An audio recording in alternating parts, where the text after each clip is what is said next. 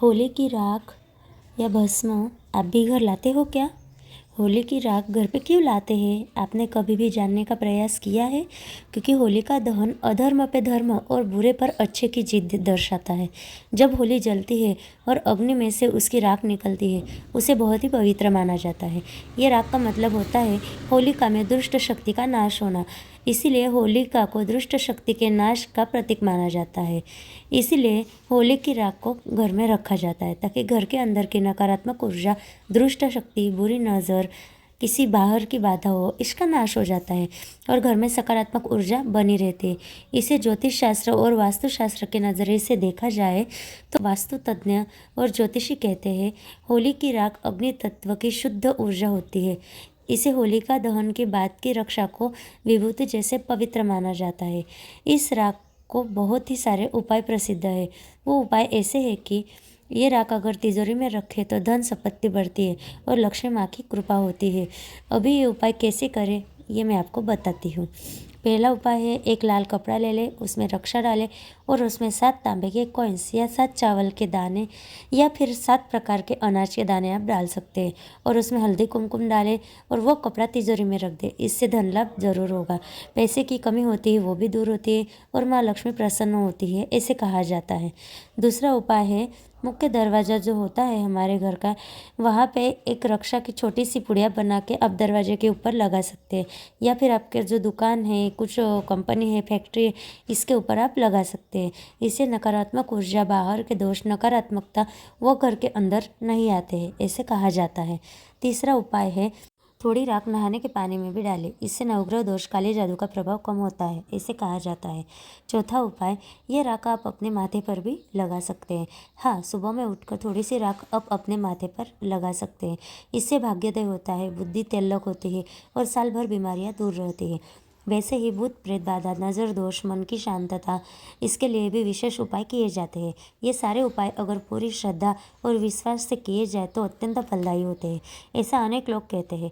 अभी वैज्ञानिक और स्वास्थ्य के दृष्टिकोण से देखा जाए तो होलिका दहन में औषधि वनस्पति, समिधा, गाय का पिंडा, लकड़ी जलती है। इसीलिए ये सारे गुणधर्म औषधि गुणधर्म होते हैं। ये राख अगर हम त्वचा पर लगाए तो लालिमा, खुजली, इन्फेक्शन कम होता है, ऐसे कहा जाता है, क्योंकि वो एंटीबैक्टीरियल होती है।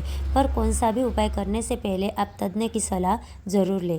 अग्नि की राख शोषक होती है, ऐसे कहा जाता है, मतलब हमारे शरीर के दूषित द्रव नष्ट करती है, ऐसा भी कहा जाता है। कुछ जगह पर ये राख दातुन करने के लिए भी उपयोगी होती है। इससे हमारे दांत मजबूत होते हैं, मसूड़ों में से जो खून आता है वो भी बंद हो जाता है, ऐसे कहा जाता है। मतलब ये सिर्फ अंधश्रद्धा नहीं है, बल्कि प्राचीन युगों से चली आ रही आरोग्यदायी परंपरा है। कुल मिलाकर कहा जाए तो होलिका दहन किया जाता है तब अग्निकुंड में नकारात्मकता, बुरी शक्तियाँ, अहंकार जल के नष्ट होता है, ऐसा धार्मिक समाजों में कहा गया है। फिर भी जैसे कि मैंने पहले कहा, इस रक्षा में अलग अलग प्रकार की औषधियाँ, समिधा, वनस्पति, गाय का पिंडा, लकड़ी, ये जल में से उसमें से जो औषधि गुणधर्म आते हैं इससे वो राख पवित्र हो जाती है। इसीलिए इसको इतनी पवित्र माना जाता है, क्योंकि वो बुराई पर अच्छाई की जीत का प्रतीक होती है। घर की नकारात्मक ऊर्जा भी नष्ट करती है, आरोग्य और सुख समृद्धि संरक्षण देती है, ऐसा कहा जाता है। होलिका दहन से संबंधित भक्त प्रहलाद और होलिका की कथाएं भी सुनने को मिलती हैं।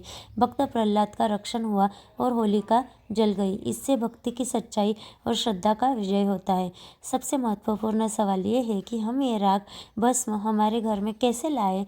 होलिका दहन होने के बाद दूसरे दिन सुबह में उठ के होलिका दहन की जगह जाकर वो राख किसी अच्छे से कपड़े में या अच्छी सी डब्बी में लेकर घर के मुख्य दरवाजे पर थोड़े से छिड़क दे।